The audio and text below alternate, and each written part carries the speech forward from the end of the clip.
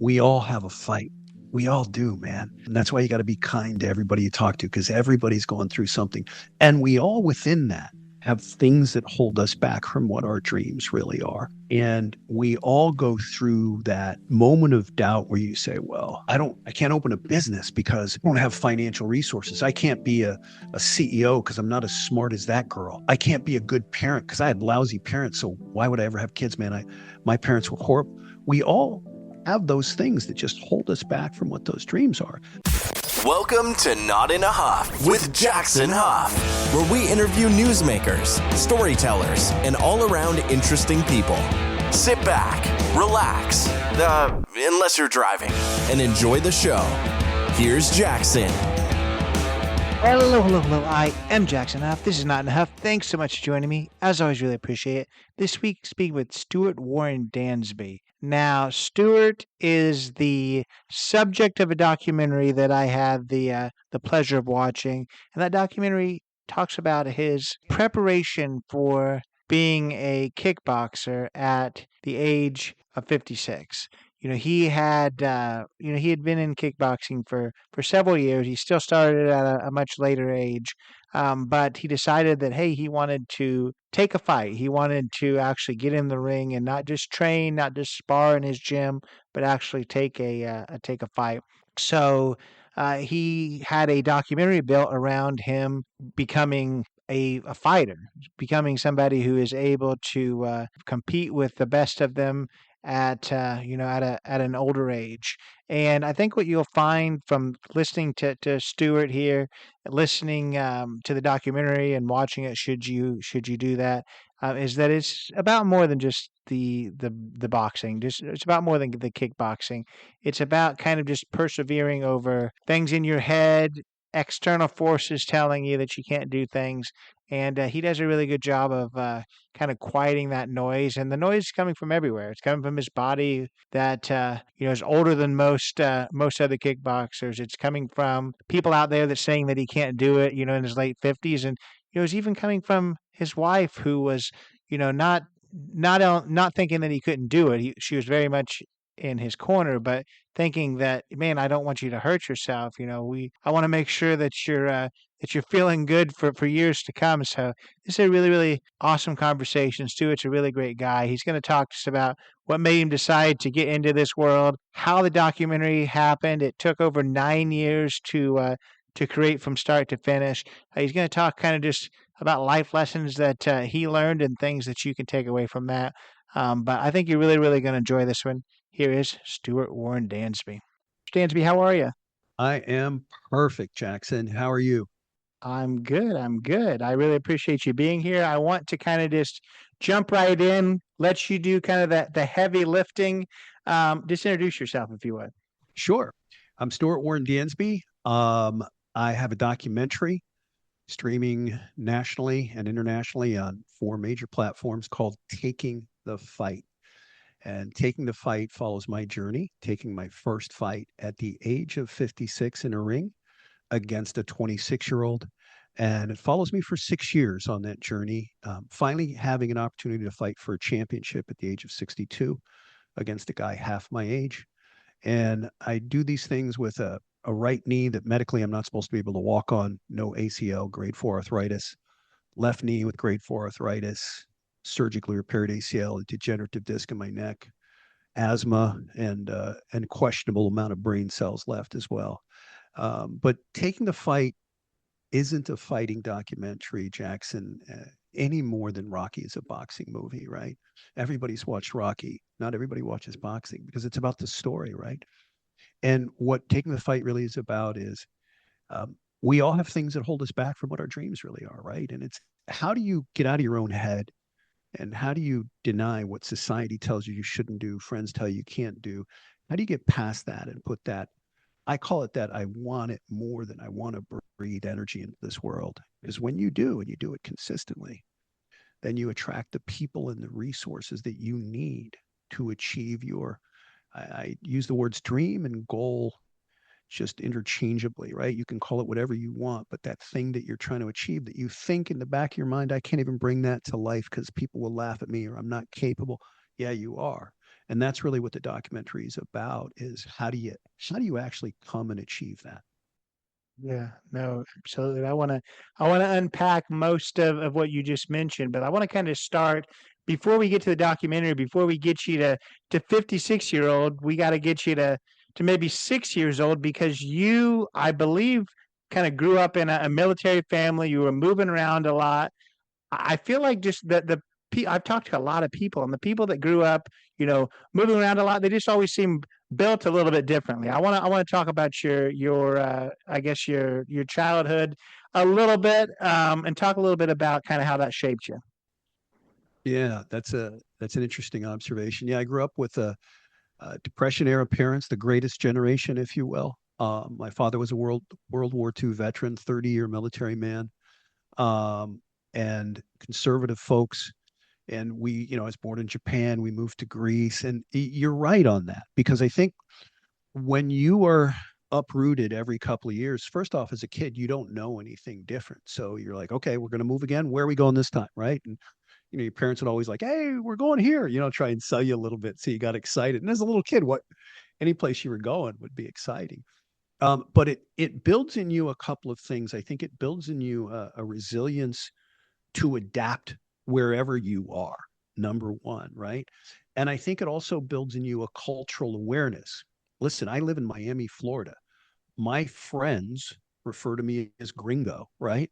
Because my friends are all of Hispanic descent or Caribbean descent here in Miami. I'm a minority here, but I love this city. I love the culture, right? And I love that energy. But I think had I not had the background that I did, I wouldn't be adaptive, because I've seen a lot of people move here from Midwestern cities like I did in the mid 80s. I moved here from Denver, right? And they just are like, no, this is not me. This is not cool. So I think that military background and having moved around really makes you adaptive, both as a human, because you can be miserable or you can adapt, right? And go, hey, there's something cool here. So for me, that was always a remarkable upbringing that I'm grateful for. And then I think the other part of the upbringing that gets asked a lot is, well, why do you like fighting? And if I look back as a kid, I always got in a lot of fights. And back when I was a kid, getting in a fight at school wasn't grounds for being expelled. It wasn't, we weren't so sensitive about terrorism and violence. And I'm not saying we shouldn't be. Okay. There's some crazy things going on in this world, but you got in a fight, you got in a fight. Maybe you got sent to the principal's office. That was it. But if you got in a fight and it was on the football field, or you're playing basketball or whatever, it was just a fight between kids. And that moment, I always kind of, when it happened, cherished. And I blame it all on my mom, because my mom said to me when I was a little kid, and I was little, I had allergies and asthma, so I wasn't a big kid at all. And she said, "You're little, so you're going to get picked on. If anybody hits you, make sure you hit them back." And that was, man, I don't know. That was kind of like giving me a get out of jail free card, right? Um, Yeah, because not that I would go pick a fight, but if something popped up, it was like, all right, mom's going to be okay with this. Let's go, right? yeah. So that kind of also, I think, shaped me in a way that adrenaline rush when you were fighting. They were just kids fist fighting, man. It wasn't a big deal, but that adrenaline rush, I think, fueled me and was always there. Yeah, yeah. Well, I feel like I'm kind of holding you back from talking about, the passions behind the documentary. But one more question before we get into that, and that is just again, we've got you as a child. We're going to talk kind of what happened after 56. What I guess what did you do in life? In the documentary, very briefly, it looks like you maybe were some kind of management level in a nutrition type company. What was Stuart doing outside the ring? Well, I still am. Hmm. I had this discussion with somebody today, and they said, when do you think you'll retire? And my response was, what age should I stop growing? At what age Hmm. should I stop improving? And at what age should I stop contributing to others? Because if you can tell Hmm. me that age, then I'll retire, right? So I am with a sports nutrition company. I work what's called partnerships. So like Nike will have sponsored athletes, right? We have sponsored athletes across football, tennis, beach volleyball, bodybuilding, everything else. So I do a lot with partnerships and also partnerships with organizations that we sponsor. So I work for the largest health sports nutrition company in the world. It's globally traded and has 6 brands under it. I've been with them for, wow, 16 years now.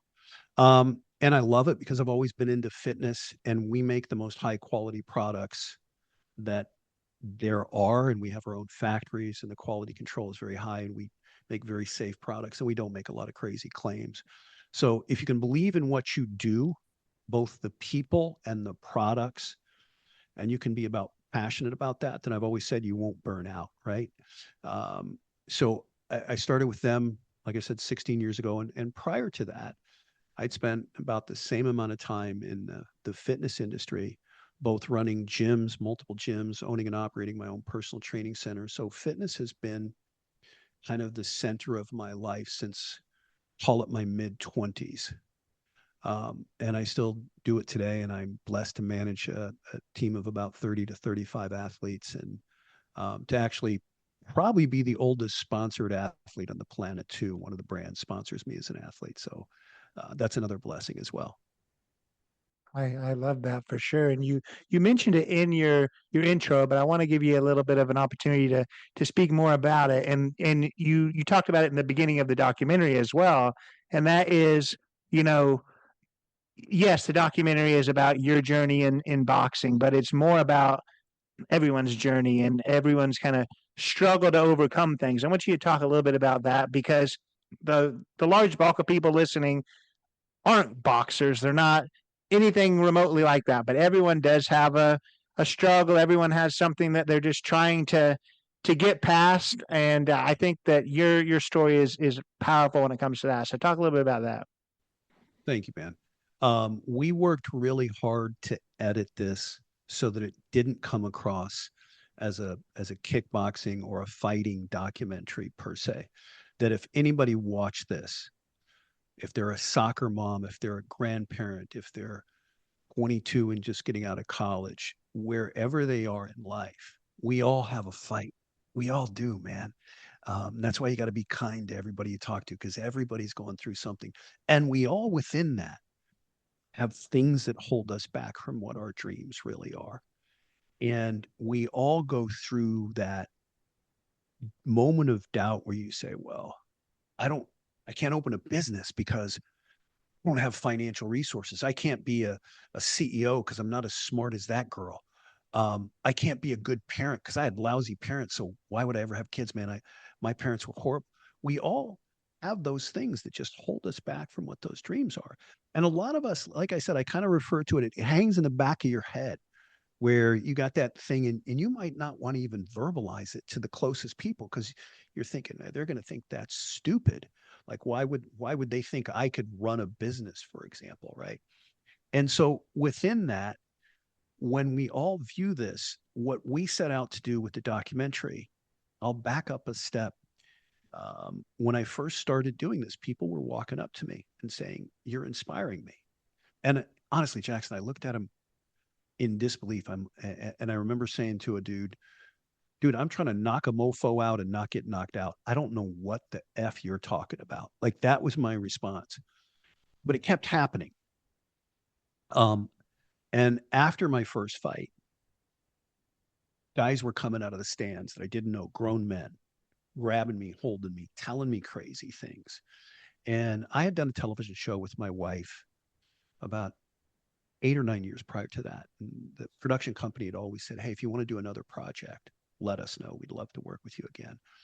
And I went back to the owner of the company. This guy's name is Carlos, who became my partner in this. And I said, "I want to tell a story. There's a story here. God blessed me with a journey I shouldn't have. I have two of the highest grade coaches you could have in the sport. One is a 3-time world WBCA Muay Thai champion. The other one is in the Florida State MMA Hall of Fame. These are opposing coaches. They only see each other on the opposite side of the ring of the cage. They come together at one moment to corner me. How did I get that? How do I have this legion of professional mixed martial artists that are my teammates that literally kick my ass with love and will scream at me and drop me and say, 'Get back up and come at me, keep fighting.'" And within that, I just had a moment where I said, I shouldn't have this journey. God blessed me with this for a reason. I want to pay it forward. I want to show people that there is a way to achieve it, but you got to give it that energy, man. You got to give it that I want it more than I want to breathe energy. And guess what? You got to get up tomorrow and do it with more energy, right? Because you will start to attract those people and those resources. And if they're the right people and you give them that energy, they're going to give you more back. And now everybody has to be accountable. Now they gave me more than, when I first started training my coach, and I would pay for the session for the hour, and we'd train for 90 minutes, and he'd keep pushing me and pushing me. And I'm like, okay, this isn't normal, right?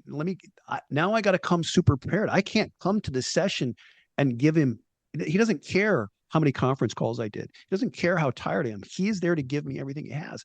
I have to absorb it. I have to listen. I have to set my ego aside in order to achieve my dreams and give him more. And then he realizes the same, and the whole team rises, right? And I am not, you've seen the documentary. I am not by any means, the best fighter at Freedom Fighters MMA or KOs, not even close. But what I can lead with is attitude and work ethic, right? Does that make sense? For sure. For sure. Yeah, and I guess we've already talked a little bit about the successes you've had, but I want to ask you just in the beginning, what made you decide to go to that first session? What made you decide that kickboxing was something that you were interested in? Yeah. Yeah. How'd you get down that stumbling, violent road, right? Right. I had always, like I think a lot of guys do. Like I always wondered, can I box? Can I box? And a lot of guys I think wonder, how would I do? How could I fare? I couldn't find anybody to teach me boxing. So a friend of mine said, hey, I got a buddy of mine that's a pro kickboxer. And I'm like, I don't want to kickbox. That's stupid, but I'll go. So I did one session with him. And I remember at the end of the session, he said, okay, I'm going to stand here and I'm going to give you 30 seconds and I want you to hit me. And at this point, I realized how good he was. And I'm like, I don't want to do that. Right. And then he's like, no, no, I'm not going to hit you back. And I'm like, no, I don't. And he's like, no, I want you to just hit me. I'm not going to hit you back. And Jackson, for 30 seconds, I couldn't touch him. He stood right in front of me, blocked everything. And I'm standing there going, hands down here, exhausted after probably 20 seconds. And it humbled me so much. It was the most difficult thing I've ever done. And I consider myself an athlete. I played sports all through my teen years. And at this moment, I'm like, I am not an athlete. This guy could do anything he wants to me right now, and I can't do anything about it. And then I started training with another friend of mine who was trained under my coach in Cuba. And again, it was just, I was horrible. I was like a rock'em sock'em robot. I had no flexibility. I wasn't explosive. I was awful. And it just lit a fire inside of me. Every time I would come to train, I would be horribly uncomfortable. And I knew that. There would be a mental overload in trying to understand technique. There would be a physical overload that I was being driven further than I ever had. And I just said to myself, man, this thing can't beat me. It can't. I have to be good at it. So I would tell you that there was a passion that was ignited in me from that first time, but it wasn't because I got on here and people, like you jump on a surfboard and you go, that guy's a prodigy. Look at him. No, it was the opposite. If you saw me back then, you'd have gone, that guy's never going anywhere in this sport, much less he's never going to take a fight. He's horrible, right? But like everything in life, that's what makes it worthwhile, right? When you're living outside your comfort zone, that's where your growth is. And I know that's a cliche, but it's the truth. There's no more true cliche in this world. You know, comfort is beautiful. You got to enjoy it, but you got to enjoy it for those moments because all your growth in this world comes outside of that comfort zone. So that's really what got me into it. And I was training for a number of years, and then the gym that I train at, the gentleman that owns it said, "Hey, we're going to start doing belt testing in kickboxing." So I went through that for a few years, and then he walked up to me. Guy's name is Diego, and he said, "Hey, it's time to test for your black belt." And I was training with my coach, Greg Choplin, and I walked over to Greg, and Jackson, I was probably searching for a compliment. And I said to Greg, I said, "Man, um, Diego wants me to test for a black belt. I don't think I'm ready yet. And Greg looks at me, and like any good coach, right, they know how to climb in your head. And he says, well, I have a different take on it. And I said, what? And he goes, I don't think you can be a black belt until you've taken a fight. And Jackson, he turns and he walks away. And I remember standing there, staring at the back of his head. And in my head, I'm saying, you mother, you just called me out. You just called me out. And I knew he would never bring it up again. It's not Greg's style. He would never go, so you, just not who he is. He just said it and he walked away and he left me there. And at that moment, it went through my head. And I said, okay, you fantasized about this in your head. You think you can do this. This is your moment of truth. Greg will never bring it up again. You can let it go, or you can step into the fire. But if you step into this fire, you better be ready for it. You better commit your soul to it, right? And so I waited about a week. I knew at that moment what I was going to do, but I had to kind of internalize it. I had to come to grips with living that Spartan life, training 6 days a week, training twice a day, literally getting beat up constantly, right? I'd sparred enough and trained enough to know how miserable that was going to be. And I waited about a week and I walked up to him and I said, okay, I want to do this. And then he does the takeaway. He goes, yeah, you probably don't. I'm going to France for a couple of weeks. I'll be back in 3 weeks. We'll talk about it then. Comes back from France. I've dropped like 30 pounds already. Not 30, probably 20. And he looks and he's like, okay, you're serious. And I said, yeah. And this is the only argument, because you can never win an argument with your coach. I have a better chance of winning an argument with my wife. Flip a coin. But I won this one argument with my coach. He looked at me and he said, okay, we'll do this. Here's what you got to do. You're going to be serious. Boom, boom, boom. But he said, I'll get you a guy in their 50s. And I said, no, you won't. Kind of rolls his eyes and said, all right, let me, I'll get you a guy in your 40s. And I'm like, nope. And he said, I'll get you a guy in your 30s. And I'm saying, Greg, let me be clear. You will get me a first or second time fighter like anybody else. And if he wins, it ain't because he's 22. And if I win, it ain't because I'm 55. I will win or lose because I'm the better fighter. And if you don't get me that, I am not going to show up. And it was the only time Jackson, he said, okay, done. Right. And that's how it started. I love that. And I guess I want to ask, because I always try to find, I guess, the pluses and negatives in anything. And it's easy to kind of guess and surmise what the negatives could be when it comes to taking a fight with somebody who is so much younger and obviously just has less wear on their body. You've already talked about some of the some of the injuries that you've sustained. What are some of the things that you think that you bring into that world that's a positive because you're somebody that's I guess a little bit more mature than they are? That was that was so eloquently worded on your Thanks. part. Um, and I talk about this in the documentary, so you got to forgive me because I know you watched it. Some of this is repetitive, but all my life, I've always said to myself, you got three things, right? You're not the smartest guy in the room. You're not the most resourced. You don't have the best head of hair. Like you got three things. And these are the three things that I bring to the table every day, which is you can't outwork me. I won't let you. If I see you working harder than me, I'm going to ramp it up. If I see you staying after practice to do an extra round on the heavy bag, I'm going to do two. You can't outwork me. You can't walk in daily with a stronger desire to learn. I am there every day to grow as a human being, right? So you can't outwork me. You can't have a stronger desire to learn. And you can't walk in every day with a more positive, energized attitude than me. That's what I'm going to bring to the table. And that's probably why my teammates give me so much appreciation and respect. Again, it ain't because I've got the best spinning back kick in the house. It's because they know I'm going to work that hard. I'm going to work as hard as them. I'm going to push them. So if they say, Stuart, it's the sixth round, give me a round, and I've got a fight coming up 6 weeks from now, my job, no matter how tired I am, is to give them the best round I can, even if I don't beat them, It's to give them the best round that I can and beat yesterday's version of Stuart Dansby, because that's going to make them better and make me better. So the three things, again, you can't outwork me, you can't have a more positive attitude to me, and you can't have a stronger desire to learn. And if you can bring those three things to the table every day, your potential is unlimited.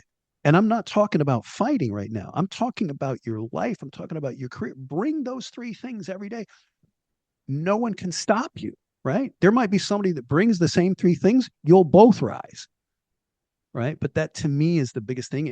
And the other thing, and I didn't probably realize this until later, till after I won my championship. I'm delusional, man. I really am. I believed I could do this. My guys were walking up to me, fighters going, "Do you understand what you're doing, dude? Taking a fight against a guy this young at this age?" And I'm like, "No, I don't. I'm just fighting a guy that's got a first or second fight." No, I am delusional in that I have this, I have as many moments of doubt as any human. We all do. We all have negative thoughts that run through our head. I have many moments of doubt, but I still, I believe I can improve every day. I am still improving as a fighter, and I will be 66 2 weeks from now. And I believe that. Now, somebody might say, no, you're not, but I believe I am, and I'm still working to get better. I'm still improving as a husband. I'm still trying to improve in every aspect. But I'm a little bit delusional in that I believe I can accomplish what I set out to, as long as I apply those three things and as long as I do it with love. Mm. No, I love that, and I want you now. Every time I talk to anyone who, kind of has a theme of whether it's helping people achieve their goals or their dreams, or even people that talk about being more successful and all that kind of stuff, I always like to kind of play devil's advocate a little bit, and that is talk to the person who is listening to this podcast, driving to work. They work at a factory 12 hours a day. They come home, they've got kids, and they don't have a moment to even think about their own dreams because, hey, they're trying to do is get by and make sure that the bills are fed, or not the bills are fed, the kids are fed and the bills are paid. Yeah. Um, and they think, this all sounds great, but I don't have that luxury. Talk about that. Yeah. Um, that's a really good question. And having spent my life in fitness, I'll kind of take it back to that, because I would often talk to people as a personal trainer that say, listen, I don't have time to be in shape. I don't have time to work out, right? Um, it comes down to what's important in your life. So the first thing you have to do is identify what you want. And once you identify what you want, how many people do I see every day? And we'll use fitness as an example right now, that are in great shape, that are working career moms, that have 2 and 3 kids, that have careers, that are executives, directors, vice presidents, and they're in shape because they choose to make fitness important to them. And they understand that being fit and being healthy is how they can take better care of their children and better care of their career, right? So it comes down to, you will always say, I don't have time for something when it's not important to you, right? I was talking to my son a couple of weeks back and he said, hey, sorry, man, I didn't text you back because I was busy. And I said, no, you didn't text me back because the text wasn't important. If you needed to borrow money, you would have texted me back. And he laughed. He gave me the same face. He's like, all right, you're right. I'm busted. It wasn't important. I could have made the time. You're right. And that's what we have to understand is, I'm not telling you it's easy. If success was easy at anything, everyone would be successful. And success is your own definition, right? So I'm not necessarily talking about being an athlete, certainly not talking about being a fighter, but of anything. What you have to do is say, okay, what's important to you in your life? If you're doing that, and man, I work with those guys that work in factories. I have so much respect for them when I go in their factories, because those people are just grinding every day. So you go to that, you have kids and you have a limited X amount of money coming in. You got to pay the bills. Like you said, you got to feed the kids. Okay. What do you want to achieve in this life? And that's the first thing you got to identify. You got to spend some time with honestly understanding what that is. And if it's getting in shape, so you can play, be there as a grandparent, so you can be healthy, so you can throw the football with your kids.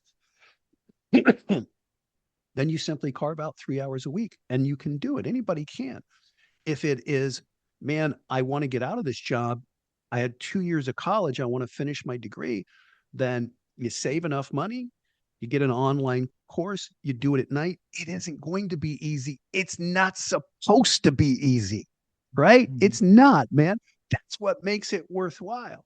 So it's about how bad do you want it? And then you carve out the time. And for most of us, we can find that. And you're going to find single parents that are working two jobs that don't have that now, but you work to get yourself to where you can. Or maybe it's only, man, I got 3 or 4 hours I can carve out on a Sunday to achieve my dreams. But you have to take that first baby step, and it's got to be a solid commitment that no matter what happens, I'm going to achieve my dream.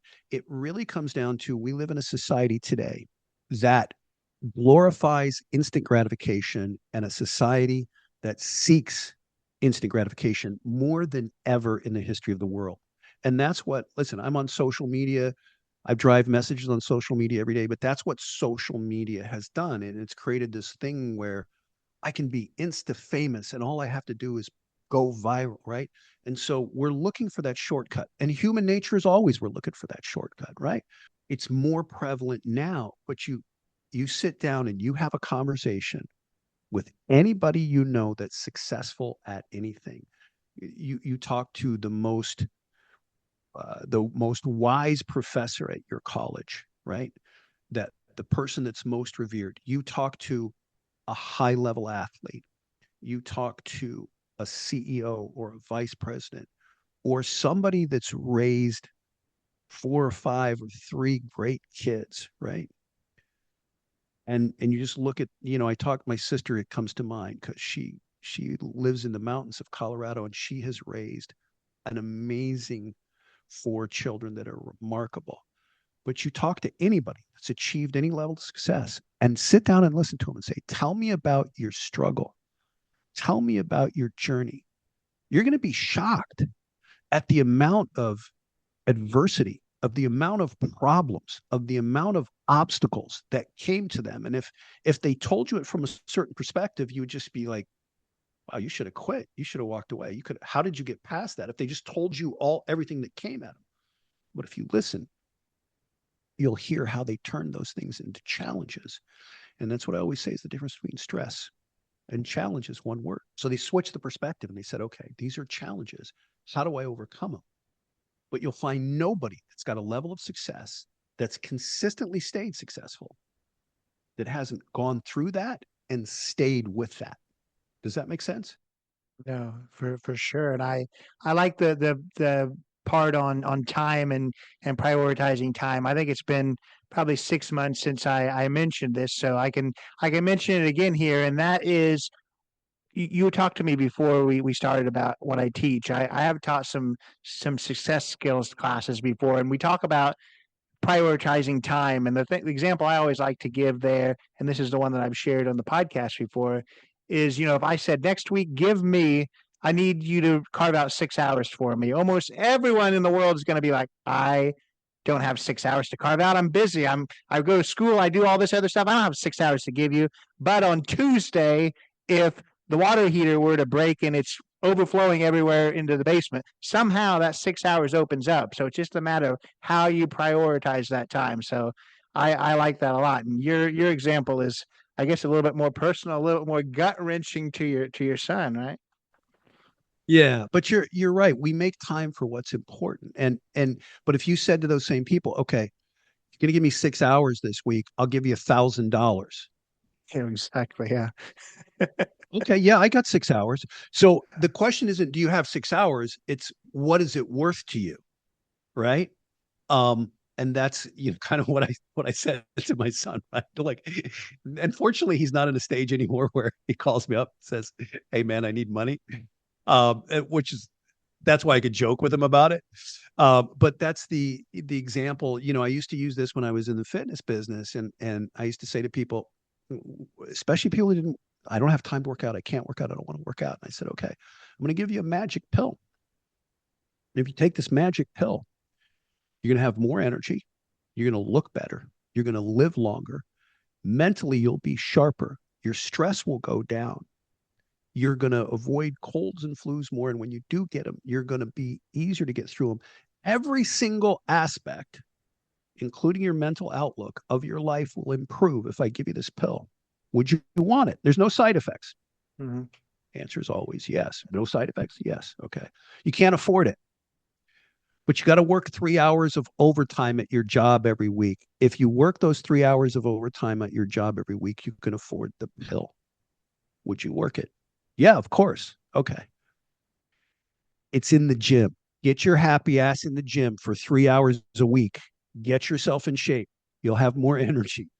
You'll look better. You'll feel better. You'll live longer. All the proven science is there. And that was the analogy I gave people, where all of a sudden the eyes would open and go, all right, I'm making excuses, right?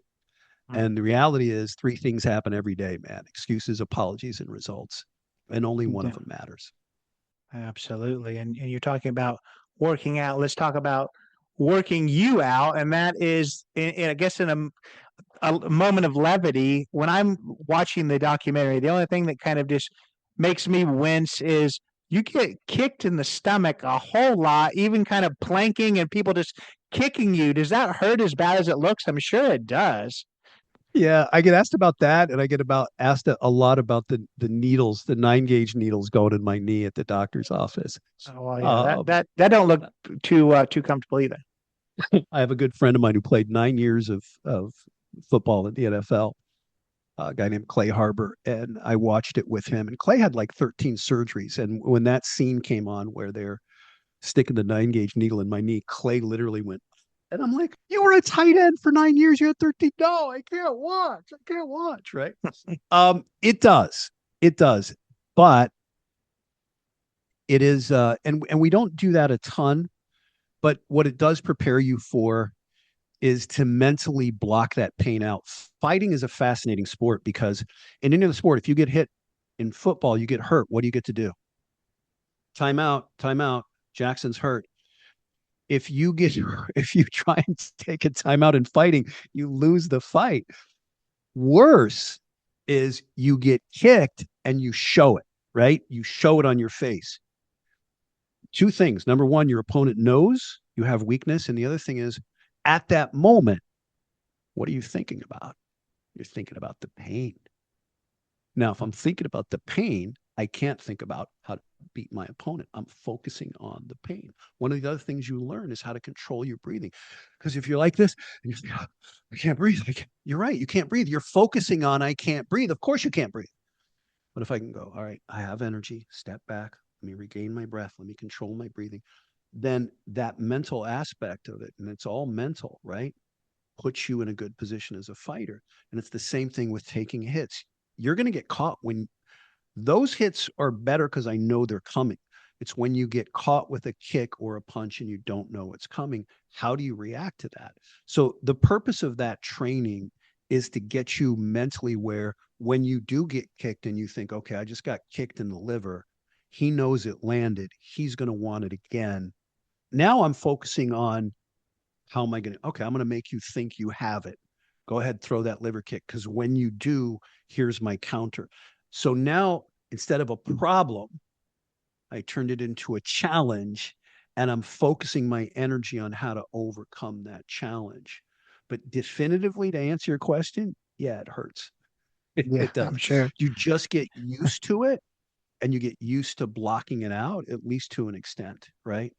But again, this is the most humbling sport I've ever done. I can't tell you how many times I've been dropped with a liver shot in sparring. I can't tell you how many times I've gotten rocked where, including, as you saw in the documentary during the fight, where you're kind of there, but you're looking around. It's a surreal feeling, like you don't really know where you are. I've had so many black eyes and cuts and had my head split open from a knee. But these are the sacrifices you choose to make when you go into the sport. And anything you accomplish in this life, you're going to have struggle and you're going to have sacrifices. And for me, I embrace those things, right? I embrace that challenge and that opportunity. And with anything, again, you want to open your own business, know that you're going to have hits coming at you that you didn't see coming, right? And you look at that and you say, all right, good. There's a lesson I can learn here. There's something I can get positive out of this and I can be stronger, if that makes Yeah, sense to you. no, absolutely. And in watching the documentary, I have no problem kind of exploring the my ignorance about certain things. And let's talk about um, another scene in the documentary, and that is in your first fight. You're talking about, making sure you're breathing as your coaches are you're in your corner as your coaches are telling you, breathe, breathe, breathe. They're also, and there's probably a reason for this, they're also picking your legs up. I'm thinking, are they gonna this poor guy's in his corner, are they gonna flip him upside down? Why are they lifting you up like that? No, man, ask all the questions you want. Um, at that moment, as you saw, I got rocked. If that fight was stopped in the first round, I wouldn't have much of an argument because my eyes were open, but I was out on my feet. I remember I got a standing 8 count, and I remember the ref standing in front of me and giving me a standing 8, right? Like one, but in my mind it was like this: 1, 2, like because I was so out of it. I remember looking at him. And then again, it felt like it came from the back of my brain. I said to myself, "Holy crap! He's giving you a standing 8. He's going to count you out if you don't say something." And I remember looking at him saying, "I can fight. Get the fuck out of my way." And that was exactly what came out of my mouth, right? And he went, "Okay." But I came back to that corner, and if you when you see that, you'll see my eyes are glazed, and I was breathing heavy because I'd taken a lot of shots, and all they were trying to do was elevate my legs to help my breathing come down more to get the blood flow back up here. And that's a technique they use that just, if we elevate here, he can breathe easier. So it's a faster recovery. And that was all it was for. It's funny because I had asked Greg after that. I'd never been in that position. And I said the same thing. Why'd you do that? He just said it helps you recover faster, right? To get your breathing under control. And the more you can get your breathing under control, the blood flow is going to be better. And then you can get this brain thing back, right? To where you actually know where you are and you know what you're doing. Yeah. Well, that makes sense then. I knew it was something, but I wanted to ask you for sure. And I want to I want to ask about the documentary and the behind the scenes of it. But before we get to that, I want to ask you, I guess your wife's perspective and all this. She was in the documentary. She mentioned sometimes kind of her distaste for you taking fights. She was happy with you training, but actually taking them maybe wasn't always so happy. So what's her role in all this? Talking about, you getting beat up, having all of these injuries. She's thinking, maybe she's not thinking this. She's been with you long enough. She probably knows that passion behind you, but finally he's getting a little older. We're going to kick back. And then you start getting the crap beat out of you. Yeah. That is a great question. Um, my wife is literally, as you saw, in my corner when I fight. And think about it from the opposite. Your wife is afraid of what you're doing, or she doesn't come to the fight, or she's afraid and she's sitting in the audience and she's like, "Baby, don't, please be safe, be safe." If you think about it from that aspect, how would that affect you? That Uh, wouldn't help you be a better fighter because you'd be worried about her. But truly, as any wife would, right? I didn't start this when we were first together. I started this about 6 years after we started, and it started slowly, and then it built as she talks about. It was cool that he was sparring and everything, but I could see he was getting better. But I thought, yeah, you're never going to really want to fight, right? But my wife has been there through so much of it. I've been in sparring sessions, and this is what I love about her. And I come to the corner, and Stella looks at me, and she's like, "That guy's killing you with his jab. Why aren't you doing something about it? Like every time he throws his jab, he's landing." I look at her and I'm like, "Do you want to go see if you can stop his jab?"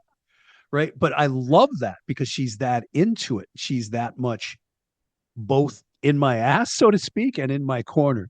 Um, So she's always been there and she's a vital part of it. And are you married, Jackson? I am, yes. Okay, then you'll know as a husband, some of your most profound moments are when you have a Coke and a smile and shut the F up, right? When you don't speak. Just before my first fight, she walks up to me and I remember she was standing behind me and she said, "Baby, can I be in your corner?" And in my head, like, I have Greg Choplin, three-time WBC world champion. I have Manolo Lopez. What are you possibly going to say that's going to be better than my coach? Like, you think you can out coach them, right? But I don't say a word, Jackson. I keep my mouth shut. It's going through my head. And I turn and I look at Stella, and she clearly read it. She went, "Not to tell you how to fight." She might have added dumbass on the end of that. I'm not sure. She said, "I want to be there for your spiritual strength. I want to be there to give you the love and the support, to ground you. I want to be there to be with you and inside of you when you're in that fight." And that was remarkable. And from that moment on, she always was. And so it was super powerful for her to be there for me. And you see her at the end of that first fight. And when I chose to fight for the last time, I could tell it, I I didn't ask. I don't ask permission. I just said, "Hey, I'm taking this fight. Here's who I'm fighting. Here's what I'm doing. Here's my opponent." And I could tell she wasn't all in a training camp. And training camps are brutal. They're typically about 6 weeks long, maybe five, sometimes as long as eight. You're training twice a day and you're getting beat up and you're cutting weight. You're obsessing about the fight. And I could tell all through training camp because she wasn't saying questions like, "How was sparring today? How are you doing?" She was kind of detached, right? But like any good husband, I avoided having that conversation. It's like, all right, I got to do my thing. And then, she came up to me and she said, it was the day that I was going down for promotion day when we were going to shoot videos and they're going to interview for the promotion and all that stuff, right? And she said, "Why do you want to do this?" She said, "You, you put your health at risk. I see you when you come home and your knees are so swollen. You literally crawl up the stairs on all fours because you can't bend them enough to walk up the stairs. I see you come home with black eyes so swollen you can't see out of it, and you're sparring again in 2 days. I see all the injuries. I see how we have to cancel so many dinner plans on a Saturday night because you sparred on Saturday and you can't even move. You're so exhausted." She said, "These training camps, I'm with you in them. They take a toll on me. And why do you want to risk everything we have? We have a great life. Why do you want to risk your health?" And I really didn't know how to answer that. So I just poured my heart out and said, "It's what I love." And when I'm pushing myself, and check this, when I'm pushing myself out of my comfort zone to be the best that I can be at something I love, it literally makes me better at everything else. I'm more grounded. I'm more thoughtful. I'm more present. I become a better husband, a better father, a better business person. My whole life has clarity and improves in those moments. And it's something that I absolutely love to do. And that moment that I am in that cage or that ring, as scary as it is, and it is scary, there's no place else in the world I'd rather be than right there. Because when you stand across the ring or the cage of another human being, you look at them and say, "That man has the skill, the malice, and the desire to render me unconscious." Those are the moments that you get to define who you are as a human being. And some days you don't like it. So you come back for another day, right? And I explained that to her. She didn't say anything.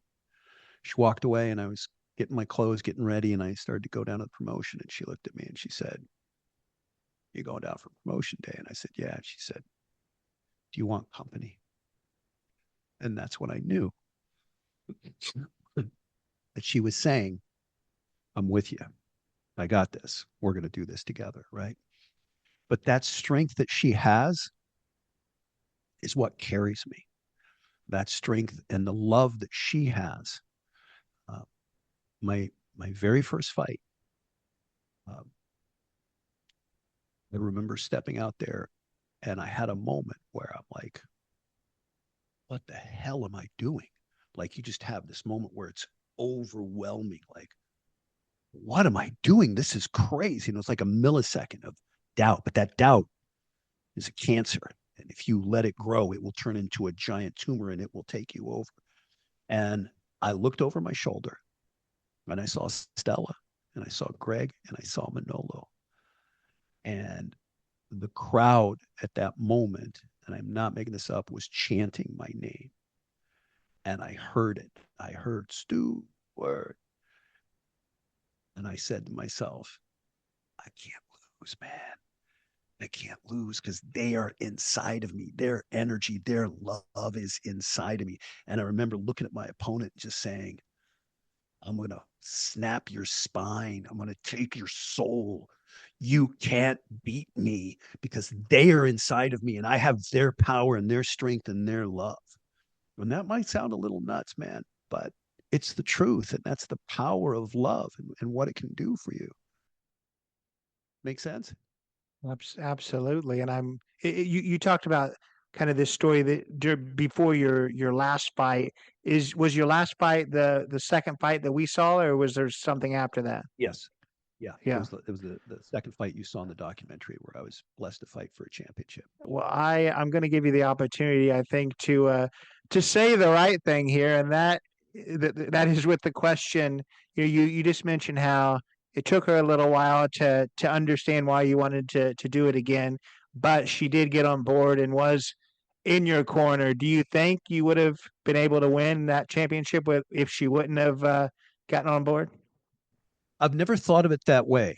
I could tell you this, I wouldn't have had the success in my fighting career if she wasn't always in my corner. That's for sure. Um, it would have caused me, if I think about it, it would have caused me great stress if she would have said something like, I'm not coming, I can't do this. It would have caused me great stress. And because of that, you know, you see this with athletes a lot where maybe their father dies before a game or a boxing match or the mother dies and they come in and they're like, okay, I'm going to dedicate this to my dad who died or something. And a lot of times they have a bad game and it's just because that it's so heavy on them, right? And it would have been heavy on me. It would have been hard. And if I did win, uh, the joy wouldn't have been there without her, right? Because again, she is literally and figuratively, she is always in my corner and she is my strength and my rock.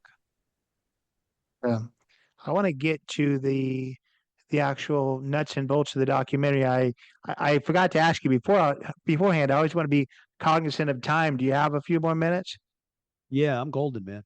I'm Awesome, golden. awesome. Thank you. Yeah, and I know that so the documentary, I want to kind of ask you what made you decide to film it. You already talked about how, people were coming up to you and saying that you were inspiring them, which, it makes it easy to say, "Hey, I want to inspire more people and make this documentary." But I also know that I believe it took kind of 9 years for the entire Yeah. process to play out. So talk about kind of why you decided to make it, and then I guess why it took so long.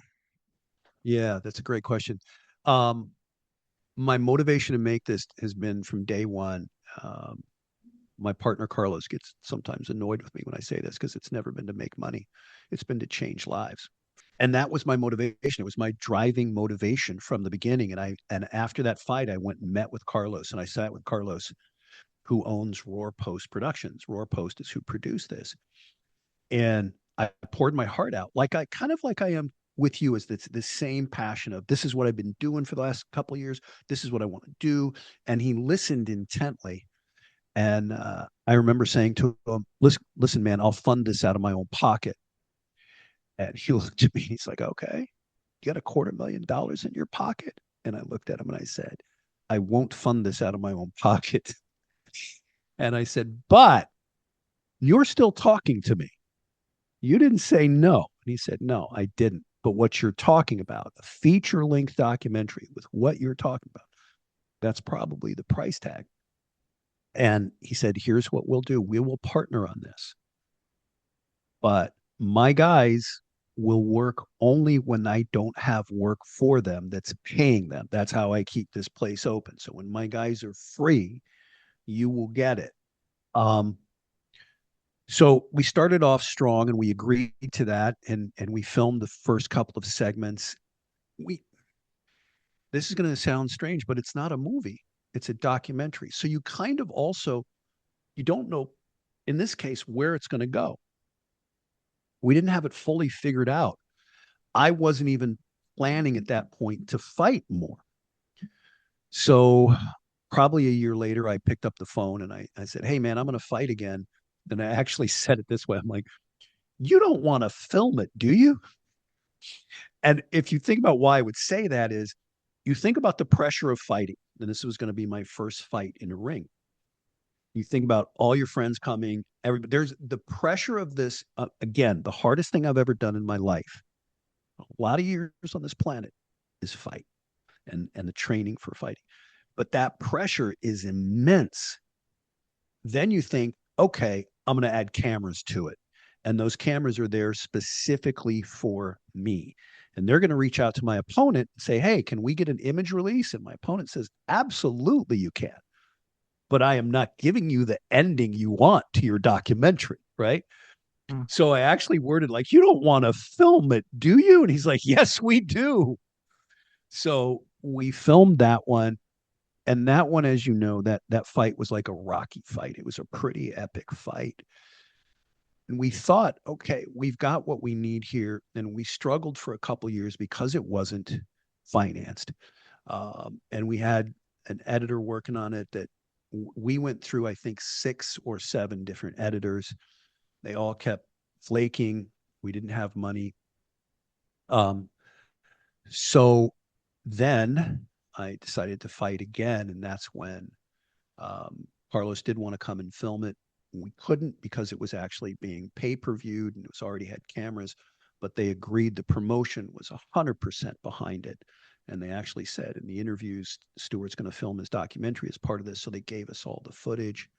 And what happened after that is after I won my title, my wife set me down and she said, okay, you know what happens next, right? Because I came home, hey, I'm going to defend this title. And she said, they're going to send killers for you. You're the champion. They're going to send killers. And you know how this ends. At some point, you know how it ends. And again, you're married, so you can appreciate this. Your wife has an ability to ask you questions that leave you dumbfounded that you don't have an answer for. And she said to me, look what you've accomplished. Look at how, and this is her words, not mine, how much respect and admiration you have in the community. Look what you've done that people don't do. It's like, what else do you have to prove?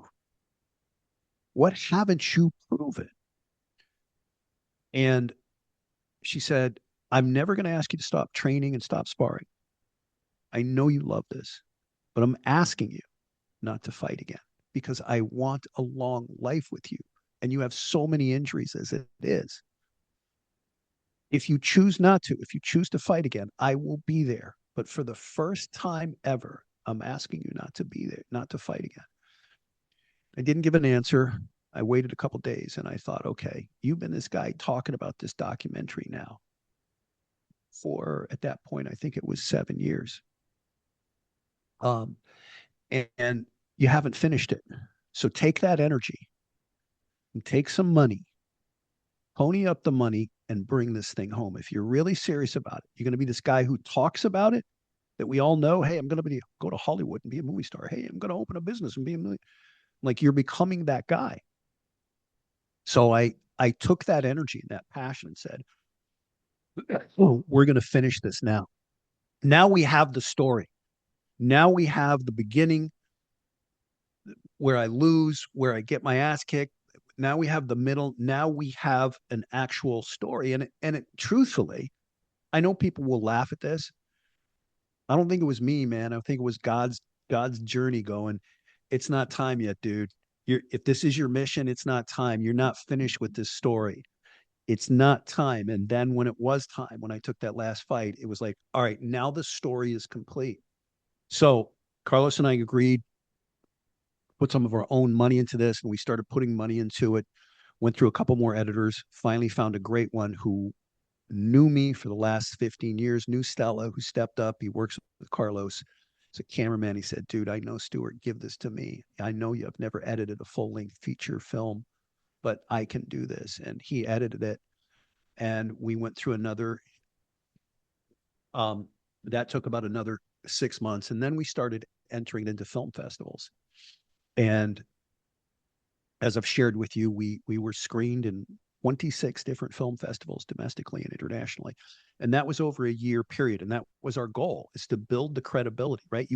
You create this baby, if you will, right? That you put so much care in and you think it's amazing, but you don't know how the world is going to look at it. And that was the next test, was if we can build it in the film festivals, then they'll want it in distribution.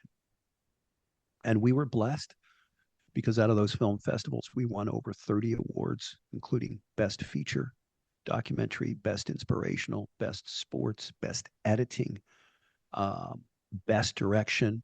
And my partner's son, Nico, came in, and Nico writes music, and he's in music studies. And as we were finishing the film and we were going to get copywritten music that we paid for, he comes into Carlos and he said, let me have this, Carlos. Carlos is like, you don't know how to write this. You write hip hop. And he said, Dad, you had me watch this film.